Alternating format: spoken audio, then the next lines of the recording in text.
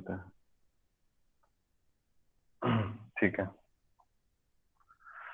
So let us start new topic, that is energy stored in a capacitor.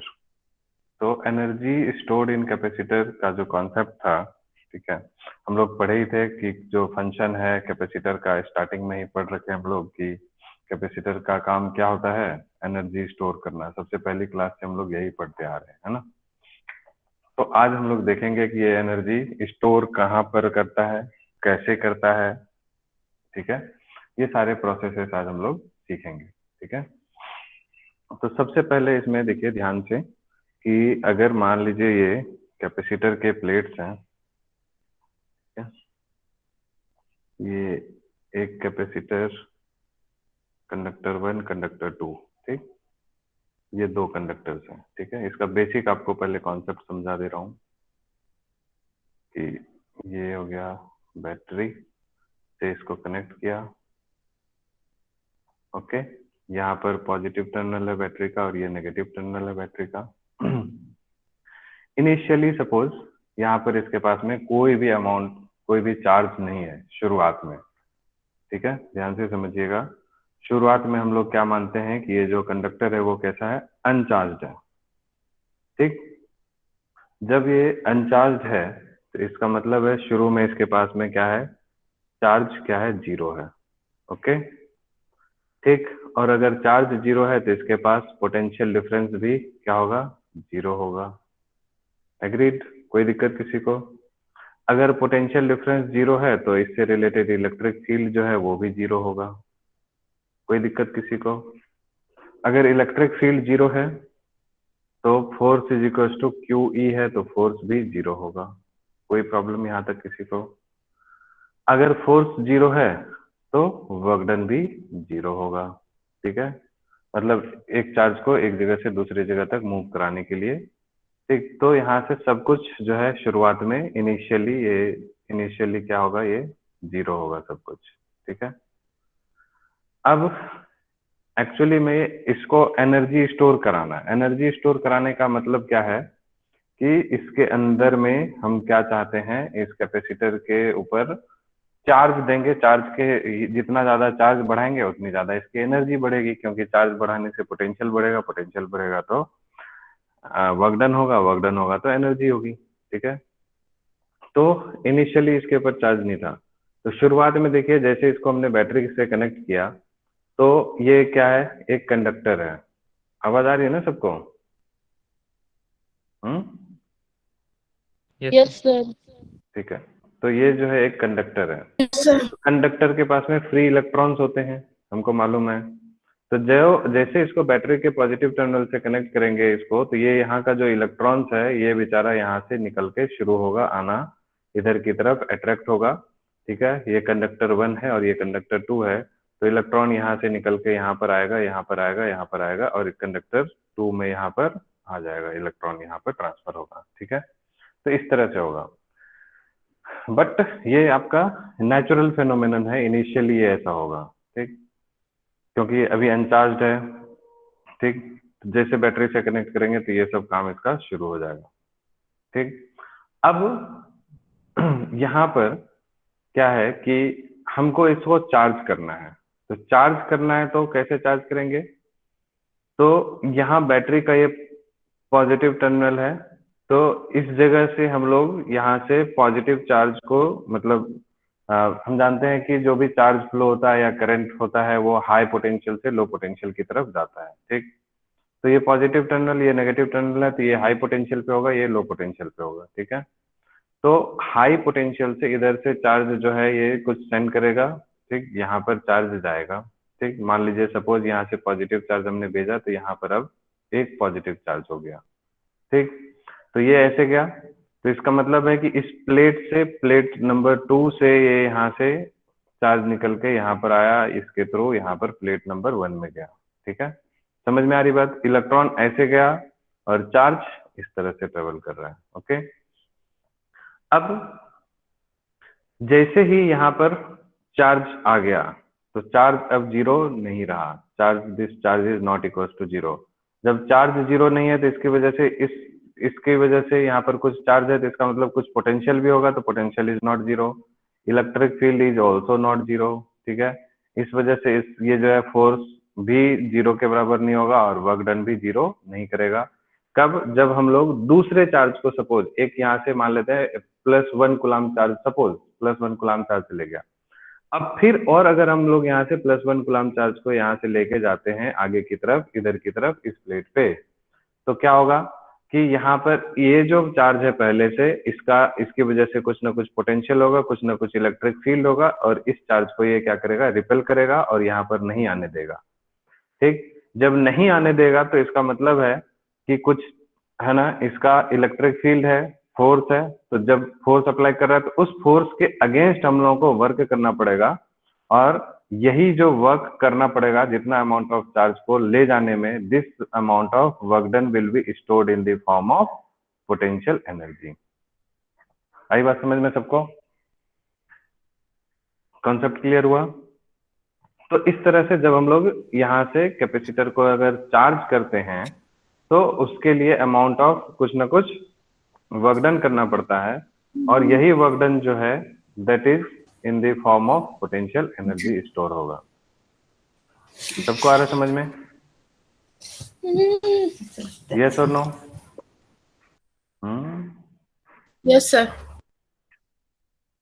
ठीक है, चलिए अब हम लोग इसको देखते हैं, और ये जो फॉर्मूला होता है वर्क डन आपका finally this is equal to Q²/2C होगा। ठीक है, that will be in the form of potential energy. ठीक, ये हम लोग डिराइव करने जा रहे हैं, ये कैसे आया ये देखते हैं। ठीक है, तो दो तीन तरीके हैं। पहले हम लोग सबसे पहले एनसीईआरटी का जो पेपर में लिखना है वो वाला मेथड दिखाते हैं, उसके बाद फिर और भी एक दो छोटे छोटे तरीके हैं जो शॉर्टकट्स हैं, वो भी आपको सिखा देंगे। बट बुक जो पेपर में आपको सीबीएसई में करना है, ठीक है, वो आपको क्या कहते हैं, यहाँ से लिख देना है। ठीक, तो आपका टर्म 1 और टर्म 2 का सिलेबस भी आ गया है, तो मैंने आप लोगों को गूगल क्लासरूम पे अपलोड कर दिया है, आप देख लीजिएगा। चलिए शुरुआत में हम लोग नहीं नहीं नहीं है। ठीक है, तो शुरुआत में देखिए क्या है कि दो कंडक्टर है, कंडक्टर नंबर 1 और कंडक्टर नंबर 2। अभी हम लोग ये मान लेते हैं शुरू में इसके पास में कोई भी चार्ज नहीं है। ठीक है, so initially consider initially 2 अनचार्ज conductors 1 and 2। ठीक है, अब यहाँ पर हम लोगों को क्या करना है, ये इमेजिन करना है कि transferring charge from conductor 2 to conductor 1 bit by bit. ठीक है, अभी हमने आपको बताया था कि सेकेंड कंडक्टर से फर्स्ट कंडक्टर पे चार्ज ट्रांसफर करना है। ठीक, आ रही बात समझ में? तो ये जब चार्ज ट्रांसफर कर रहे हैं तो फाइनल कंडीशन में क्या होगा, इस वाले प्लेट पे कंडक्टर 1 पे +Q चार्ज हो जाएगा और इस वाले कंडक्टर पे -Q चार्ज हो जाएगा। क्यों?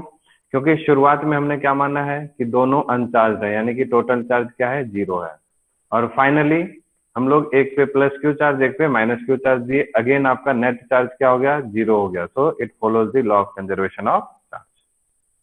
यहां तक बात समझ में आ रही सबको? बोलिए। Yes sir. तो ये इसमें हम लोग एक इंटरमीडिएट सिचुएशन को एज्यूम करते हैं। इंटरमीडिएट सिचुएशन क्या है कि एक इस वाले प्लेट पे +Q डैश चार्ज है और इस वाले प्लेट पे -Q डैश चार्ज है। This is the intermediate situation. ठीक है, +Q चार्ज और -Q चार्ज। कब?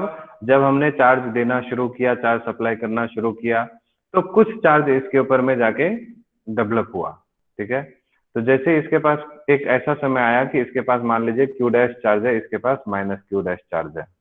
ठीक, उससे हम लोग स्टार्ट करते हैं, क्योंकि हम लोग को मालूम है पहले छोटा सा अमाउंट ऑफ चार्ज को क्या करेंगे, ट्रांसफर करेंगे।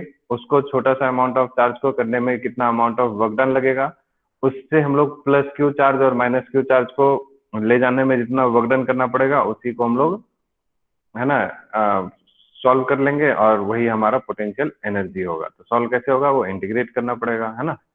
तो इसके लिए हम लोगों को क्या ध्यान में रखना है कि जो आपका इंटरमीडिएट सिचुएशन है, this is plus Q and minus Q charge.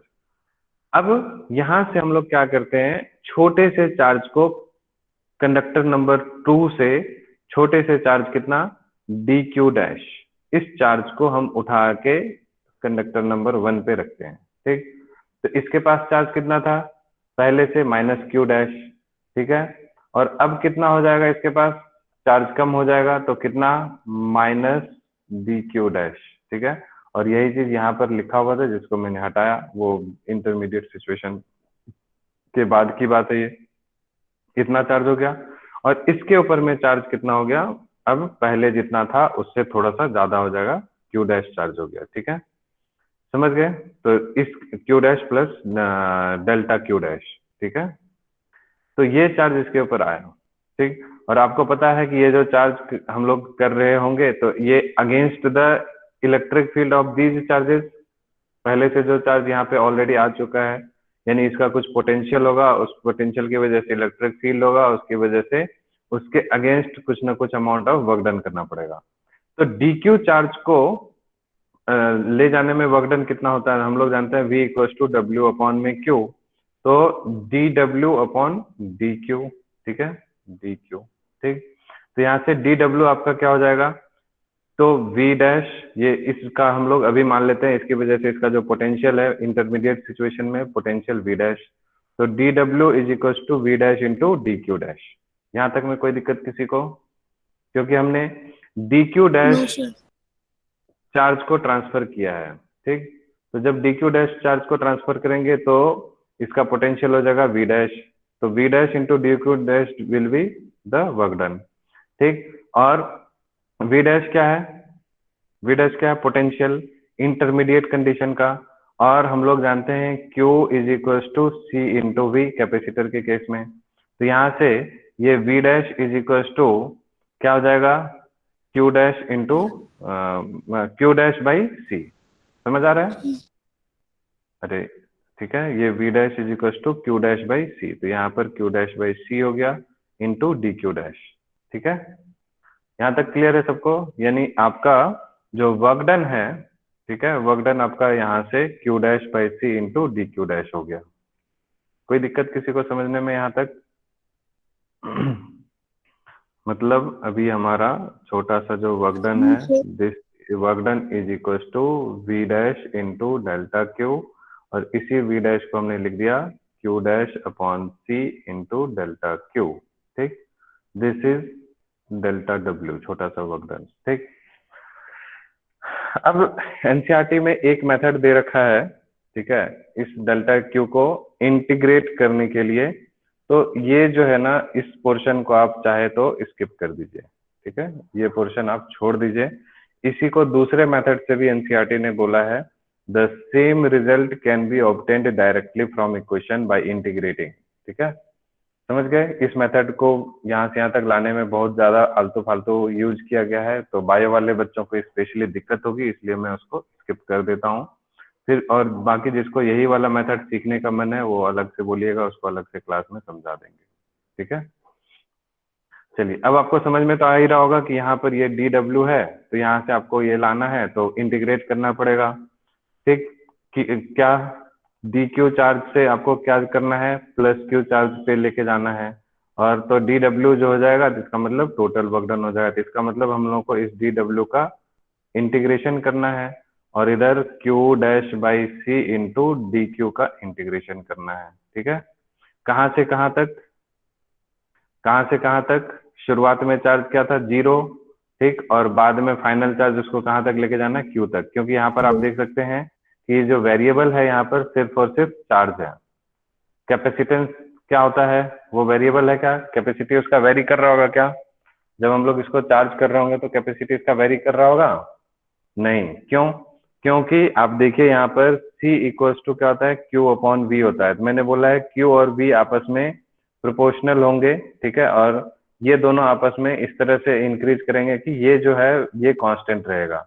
क्यों, क्योंकि C जो होता है, कैपेसिटेंस जो होता है, C का फॉर्मूला हम लोग जानते हैं, this capacitance is equal to epsilon naught A by D, तो ये डिपेंड करता है शेप, साइज, है ना, सेपरेशन, ज्योमेट्रिकल कॉन्फ़िगरेशन पे, है ना, समझ गए? तो इसलिए C जो है वो कांस्टेंट रहेगा। Okay, so from here this work done का डेल्टा W का इंटीग्रेशन W और और 1/C आपका कांस्टेंट हो गया, तो बाहर कर दीजिए।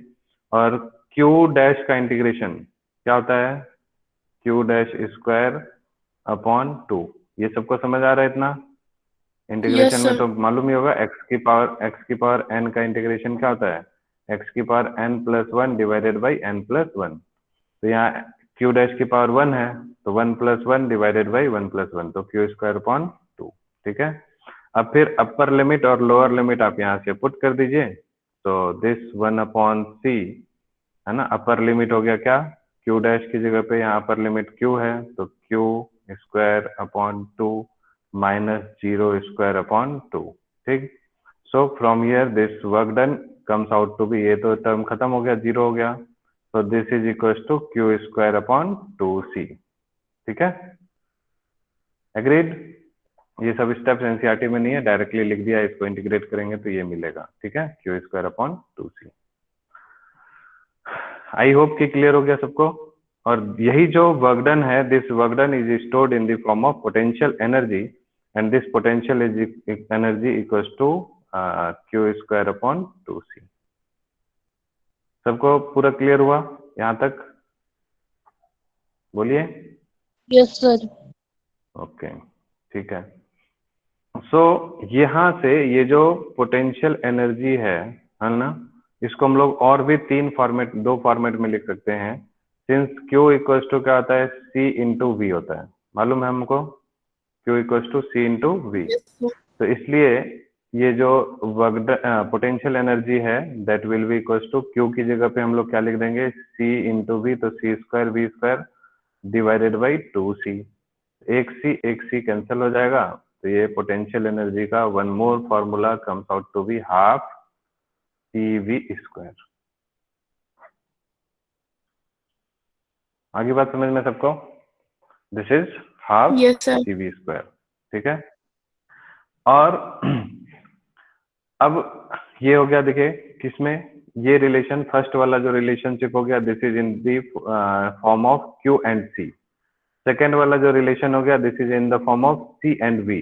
ठीक है, एक और फॉर्मूला आएगा जिसमें C नहीं रहेगा, और तो सिर्फ किसके बीच रहेगा? Q और V के बीच रहेगा। तो क्या करेंगे हम लोग? तो हम लोग जानते हैं Q is equal to C into V, है ना, तो इस C की जगह पे Q अपॉन V लिख देंगे हम लोग, है ना? समझ आ रहा है? Since potential energy yes sir. U equals to, हम लोग जानते हैं Q स्क्वायर बाई 2C, और इस C की जगह पे Q अपॉन V, तो V ऊपर चला जाएगा, तो ये Q और ये Q कट जाएगा, है ना? तो यहाँ से पोटेंशियल एनर्जी का एक और फॉर्मूला हो गया क्या? Half into Q into V। Agreed? So there are 3 formula for potential energy. ठीक है, यहाँ तक आ रही बात समझ में? अगर आप इसको थोड़ा सा एज्यूम करें, तो ये जो हाफ CV स्क्वायर है, पोटेंशियल एनर्जी का फॉर्मूला हाफ CV स्क्वायर, और हम मैकेनिक्स में अगर जाएं तो वहां पर हम लोग पढ़े हैं kinetic energy equals to half mv square. तो कैपेसिटेंस में ये जो है इलेक्ट्रिक, ये इनर्शिया, मतलब ये कैपेसिटेंस में भी जो है ये मैकेनिक्स से इंटर रिलेटेड है। हाफ हाफ देख रहे होंगे आप, कॉमन है। ठीक है, जो यहाँ पर मास यानी इनर्शिया था, जो वेरिएबल नहीं था, कांस्टेंट था, वो काम यहाँ पर कौन कर रहा है? कैपेसिटेंस। काइनेटिक एनर्जी डिपेंड करता था किस पे? अगर हमारा वेलोसिटी बढ़ता था तो काइनेटिक एनर्जी बढ़ता था, ये वेलोसिटी होता है। ठीक, उसी तरह से यहाँ पर कैपेसिटर में अगर पोटेंशियल बढ़ता चला जाएगा, तो पोटेंशियल एनर्जी भी बढ़ती चली जाएगी। So this is analogous to what? Mechanics में इनर्शिया। यहाँ पर इनर्शिया अगर पूछेगा तो आपका ये कौन हो गया? कैपेसिटेंस। और वेलोसिटी की रिप्लेसमेंट कौन कर रहा है? पोटेंशियल। ठीक है, सो आई होप कि इतनी बातें आपको समझ में आ गई होगी। कोई दिक्कत किसी को इतना समझने में? If you wish you can take screenshot of this. ठीक है, यहाँ तक समझ में आ रहा है सबको? कोई दिक्कत है तो बताइए।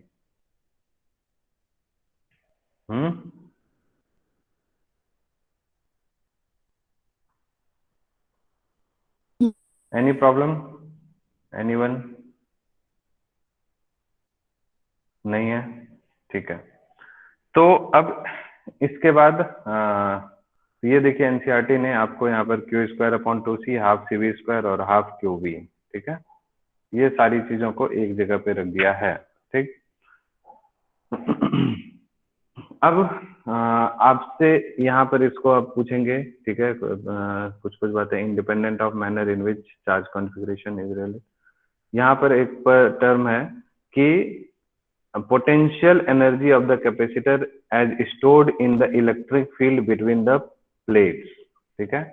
तो कई बार आपसे क्वेश्चन पूछा जाता है कि यहाँ पर जो पोटेंशियल एनर्जी आया कैपेसिटर में, ठीक है, तो ये जो फाइनल आपका प्लस क्यू और माइनस क्यू चार्ज आ गया है, तो पोटेंशियल एनर्जी कहाँ लाई करेगा? तो दोनों प्लेट्स के बीच में आप देखिए, पॉजिटिव प्लेट से नेगेटिव प्लेट के बीच में इलेक्ट्रिक फील्ड होगा, तो इन्हीं के बीच में ये जो पोटेंशियल एनर्जी है वो एग्जिस्ट करता है, लाई करता है, ठीक है। ये ध्यान में रखना, ये एमसीक्यू में आपसे पूछा जा सकता है, where does this potential energy lie? So it lies between the plates where electric field exist. अगर मान लीजिए इस दोनों के बीच में आपसे क्वेश्चन पूछ दे कि अगर एक डाइलेक्ट्रिक रखा हुआ है, तो उस कंडीशन में भी पोटेंशियल एनर्जी वो डाइलेक्ट्रिक के मतलब के डाइलेक्ट्रिक्स में जो है वो पोटेंशियल एनर्जी स्टोर होगा। अगर कुछ नहीं है तो दोनों प्लेट्स के बीच में इलेक्ट्रिक फील्ड के फॉर्म में होगा, इलेक्ट्रिक फील्ड उसको स्टोर करके रखेगा पोटेंशियल एनर्जी को। अगर डाइलेक्ट्रिक्स है तो डाइलेक्ट्रिक्स स्टोर करके रखेगा। यहाँ तक समझ आ रहा है सबको? Any problem? No sir. ठीक है। अब हम लोग एक और टर्म आता है जिसको हम लोग बोलते हैं एनर्जी डेंसिटी, ठीक है, काफी इंपॉर्टेंट है इससे रिलेटेड। अच्छा, इससे पहले हम लोग थोड़ा ग्राफ देख लेते हैं, दो तीन ग्राफ, ठीक है, उसके बाद एनर्जी डेंसिटी देख लेंगे। ये 2014-15 में सीबीएसई बोर्ड ने पूछा हुआ है इससे रिलेटेड ग्राफ, ठीक है। दो तीन ग्राफ है, उसको हम लोग डिस्कस कर लेते हैं।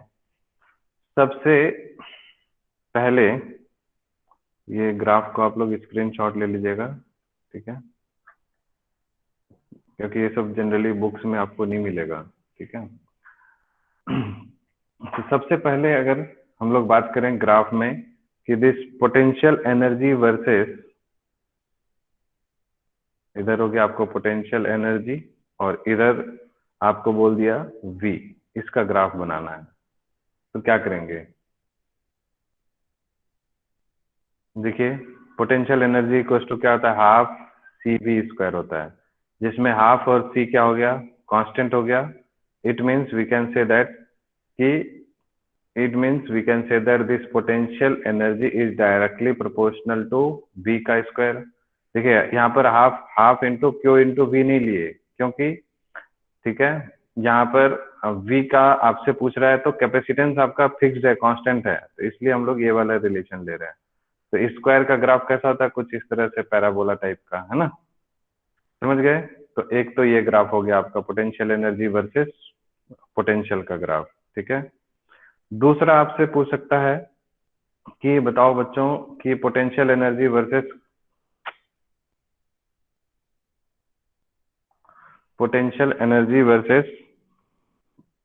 कैपेसिटेंस का ग्राफ कैसा होगा? बताइए। U वर्सेस C का ग्राफ कैसा होगा? जस्ट इमेजिन, कोई बता सकता है? U वर्सेस C का ग्राफ कांस्टेंट होगा। यस, वेरी गुड, क्योंकि जानते हैं हम लोग कि कैपेसिटेंस जो है वो चेंज नहीं होता है ना। तो कैपेसिटेंस अगर हमारा इंक्रीज कर रहा है, ठीक, तो आपका क्या बोलते हैं, पोटेंशियल एनर्जी इक्वल टू क्या होता है? हाफ सी वी स्क्वायर, ठीक है। तो C जो है आपका कांस्टेंट है, ठीक, वो चेंज नहीं होता। लेकिन अगर हम C को बढ़ाएंगे तो पोटेंशियल एनर्जी भी बढ़ेगा। अगर ये कंडीशन कब है? जब आपका पोटेंशियल जो है वो कांस्टेंट है, ठीक है। जिसमें आपको पूछा रहेगा कि C क्या है आपका, सॉरी V क्या है? कांस्टेंट है, उसमें कोई भी चेंज नहीं कर रहे हैं, ठीक। तो ये पोटेंशियल जो है वो जैसे जैसे कैपेसिटेंस को बढ़ाएंगे, दूसरा कैपेसिटेंस इंक्रीज करेंगे, तो आपका ये U वर्सेस C का ग्राफ इस तरह से बन जाएगा। ठीक है, तो इसमें आपको क्वेश्चन में दिया हुआ रहेगा कि V इक्वल्स टू कॉन्स्टेंट है। ठीक है, तो V कांस्टेंट है, इसका मतलब चार्ज बढ़ा रहे हैं तो सिर्फ C बढ़ रहा है। ठीक है, समझ गए, क्योंकि Q इक्वल्स टू क्या होता है, C इंटू V, तो C आपका बढ़ रहा है, ये कांस्टेंट है, तो ऐसा ग्राफ होगा। फिर आपसे पूछ सकता है पोटेंशियल एनर्जी वर्सेस चार्ज का ग्राफ बताइए।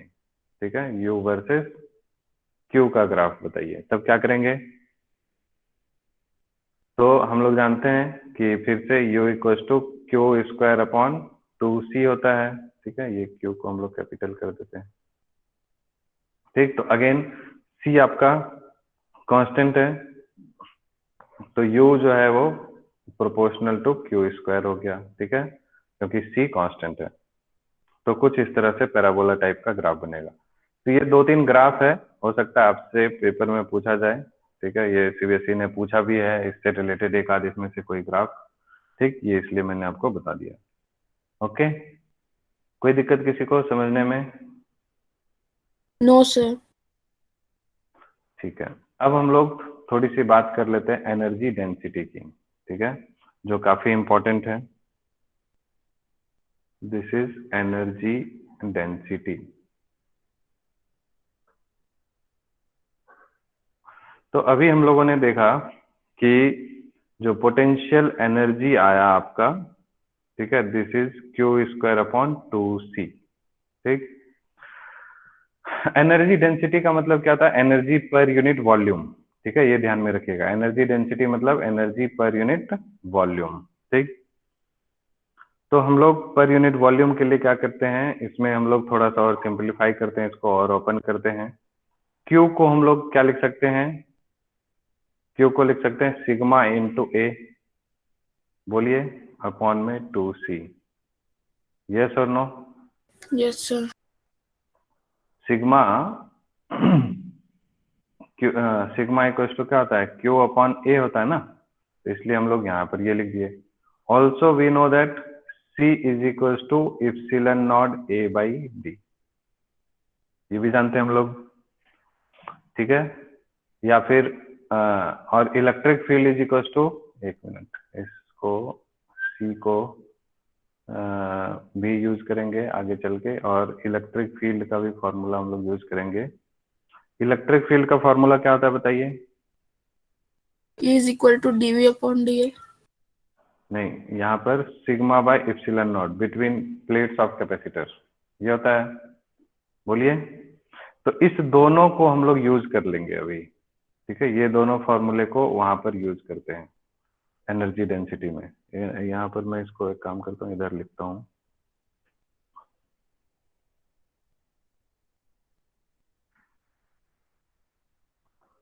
एनर्जी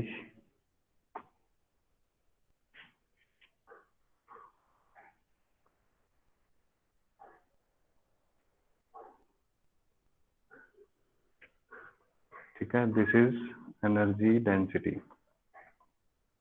यहाँ से ज्यादा अच्छे से समझ में आएगा, वहाँ स्पेस नहीं था, थिकनेस को ये रखता हूँ। ठीक है, this potential energy as we know that Q square upon 2C।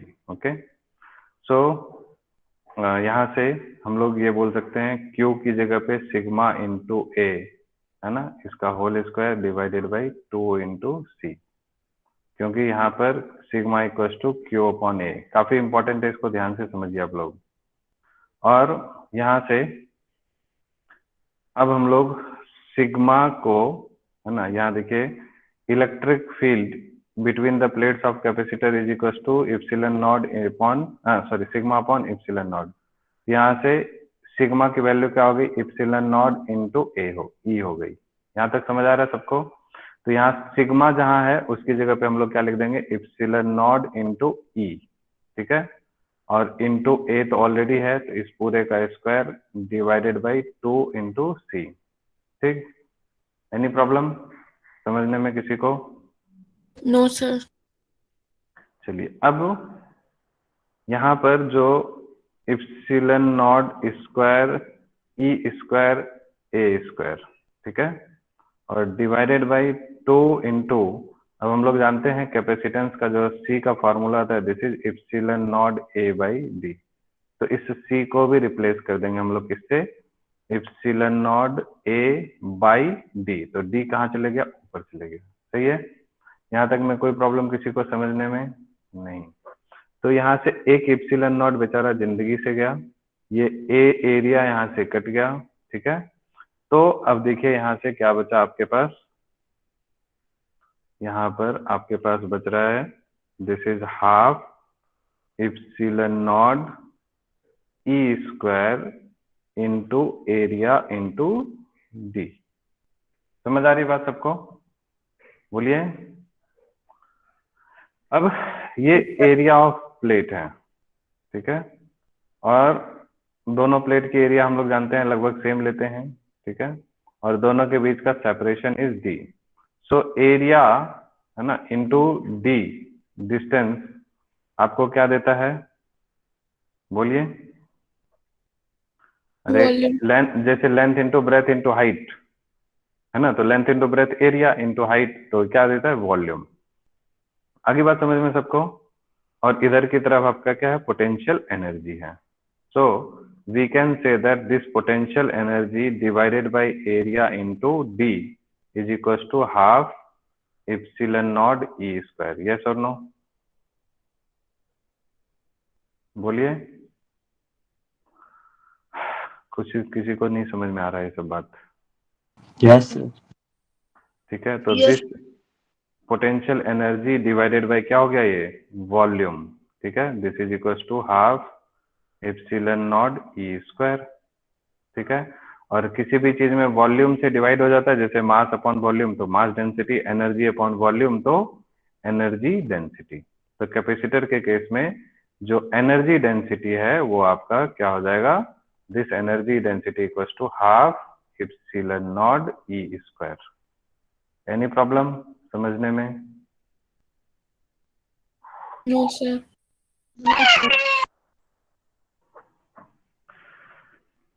ठीक है, एग्रीड। सो ये है आपका एनर्जी डेंसिटी, दिस एनसीईआरटी में यहाँ पर आपको दिया हुआ है half epsilon naught E square. कोई प्रॉब्लम किसी को?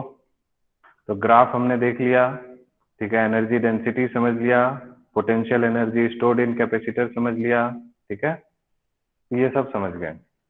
हाँ, अब आपको इतना तो बता दिया, अब आपको शॉर्टकट बता देता हूँ कि कई जैसे अलग अलग बुक्स में, ठीक है, कैसे पोटेंशियल एनर्जी स्टोर्ड को जो है शॉर्टकट कैसे हम लोग समझ सकते हैं, ये देखिए। लेकिन याद रखिएगा आप लोग ये सब, है ना,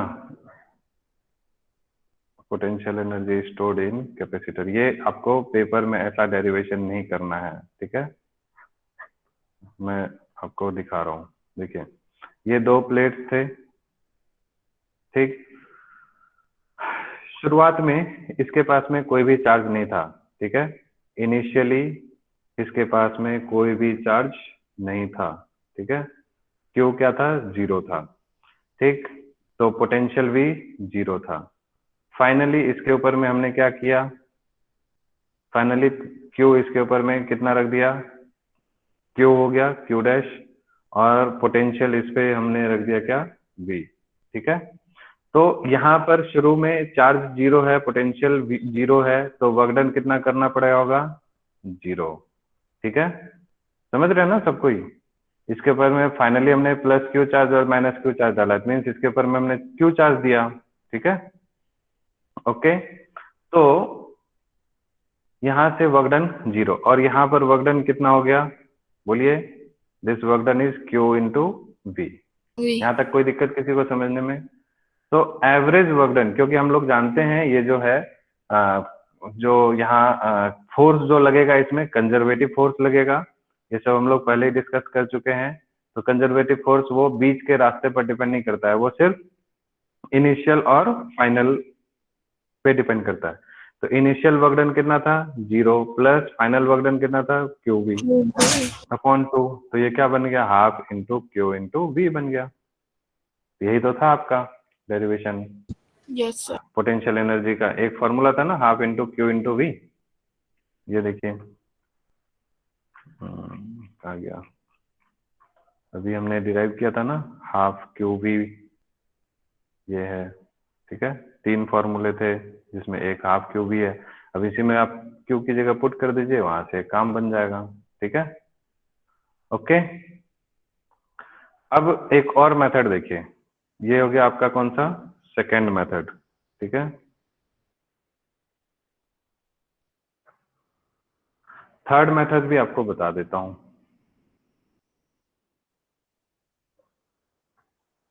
इसको कई तरीके हैं, बट आपको करना कौन सा, एनसीईआरटी वाला मेथड से, ठीक है।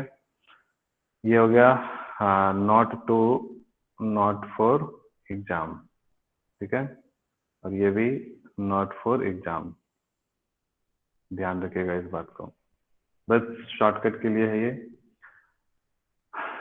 इसमें हम लोग अभी देखे थे कि जो छोटा सा अमाउंट ऑफ वर्क डन करना पड़ेगा क्यू चार्ज को लेके जाने में, ठीक है। अगर हम क्यू चार्ज को लेके जा रहे हैं सपोज, ठीक है, तो उसके लिए कुछ ना कुछ पोटेंशियल डिफरेंस होगा, तो पोटेंशियल डिफरेंस कितना हो जाएगा, dv, ठीक है। और इस क्यू को हम लोग क्या लिख सकते हैं, c इंटू वी लिख सकते हैं, इंटू dv, ठीक है। तो यहाँ पर पोटेंशियल चेंज हो रहा है, c सेम है, ठीक है। हम लोग क्या कर रहे हैं, चार्ज को फिक्स कर दिए कि क्यू चार्ज को हम उठा के लो पोटेंशियल से हाई पोटेंशियल में लेके जा रहे हैं, ठीक है, पोटेंशियल चेंज कर रहे हैं, ठीक। तो D U equal to Q into D V, Q की जगह हमने क्या लिख दिया, C into V into D V, ठीक है। अब इसका इंटीग्रेशन कर दीजिए, डी डब्ल्यू का integration is equal to C V D V का इंटीग्रेशन, कहाँ से कहाँ तक, 0 से लेके वी तक। सी आपका कांस्टेंट बाहर हो गया, वी से लेके वी डी वी का इंटीग्रेशन करना है 0 से लेके वी तक, सी बाहर, वी स्क्वायर का इंटीग्रेशन कितना, वी स्क्वायर, वी का इंटीग्रेशन वी स्क्वायर बाई 2, कहाँ से कहाँ तक, 0 से लेके वी तक। So it comes out to be 2 बाहर, हाफ c इंटू क्या हो गया final, v square minus 0 square, तो हाफ सी वी स्क्वायर, है ना। तो ये भी तरीका है कि आप पोटेंशियल एनर्जी स्टोर्ड जो हुआ कितना हुआ उसको हम लोग कैलकुलेट कर सकते हैं। आई होप कि ये सारी चीजें क्लियर हो गई होगी सबको। आज वाला टॉपिक समझ आया सबको या नहीं आया? Yes, sir. Yes. ठीक है, तो अब आप लोगों को क्या करना है, ये पूरा एक्सरसाइज चैप्टर कंप्लीट हो गया आपका, अब कुछ नहीं बचा। इसके बेस पे ये आपका एग्जाम्पल नंबर कौन सा है, 2.10, काफी बढ़िया, बहुत ही शानदार एग्जाम्पल है, इसको समझना है। और एक्सरसाइज के जितने भी क्वेश्चंस हैं ऑलमोस्ट बीच में हमने कुछ कुछ करा दिए हैं, ठीक है। अगर आप एक्सरसाइज पे नजर मारेंगे तो 1 2 3 4 आपका पहले ही हो चुका है। क्वेश्चन नंबर 5 अब आप कर सकते हैं, कैपेसिटर पे है, 6 कर सकते हैं, ठीक है, 7 कर सकते हैं, 8 कर सकते हैं, सब ये सब कैपेसिटर पे बेस्ड है। ये डाइलेक्ट्रिक्स वाला है, देखिए 9, ठीक है, 10, 11, ठीक है। 11 वाला नहीं बताया है, एक लॉस इन एनर्जी, है ना, जब उसको चार्ज कर रहे हैं कैपेसिटर को तो कितना अमाउंट ऑफ एनर्जी लॉस होगा, वो एक टॉपिक रह गया है। जिसके ऊपर में 2 क्वेश्चन है, उसका डायरेक्ट फॉर्मूला ही होता है, वो भी बता देंगे, डेरिवेशन भी बता देंगे, ठीक है। तो लॉस इन एनर्जी के ऊपर 2 क्वेश्चन है, तो उसको हम लोग देख लेंगे बाद में। और 12 13 14 आपको पहले ही करा चुका हूँ, ठीक है। और 15 जो है इसको ट्राई करिए, ठीक है। 16 को भी ट्राई करना है। आई होप इधर आपको शायद 18 19 20 21, है ना, ये सब हो गया है। 20 का पता नहीं, शायद नहीं हुआ है। 21 और 22 हो गया है, ठीक। उसके बाद फिर 23 के टाइप का आपको एक क्वेश्चन मैंने असाइनमेंट में कल ही दिया है ना, नॉट मोर देन 400 वोल्ट वाला, suggest any possible arrangement. 2.10 assignment में मैंने एक क्वेश्चन दिया है इससे, ठीक है। तो ये सब आप लोग ट्राई कीजिएगा। 2.25 बहुत ही शानदार है, बहुत अच्छा एग्जाम्पल ये क्वेश्चन है, इस टाइप का क्वेश्चन पेपर में भी आया है। 2.26, 2.27, 2.28, ठीक है। आज जितना पढ़े हम लोग, ये हाफ QE वाला है ना, ये इसमें क्या बोलते हैं, explain the origin of the factor 1/2, ये क्या है, ये भी बढ़िया क्वेश्चन है। 2.29 को छोड़ देना है, नॉट इन सिलेबस, ठीक है। और 2.30 भी स्फेरिकल कैपेसिटर, ये सब भी सिलेबस में नहीं है, तो इसको छोड़ देना है, ठीक है। तो और बाकी हम लोग देखते जाएंगे। सिलेंड्रिकल कैपेसिटर भी सिलेबस में नहीं है, छोड़ देना है। ठीक ठीक है, बाकी हम लोग नेक्स्ट क्लास में मिलते हैं। आज इतना ही रखते हैं, ठीक है। तो एक्सरसाइज के ऑलमोस्ट सारे क्वेश्चन आप लोग ट्राई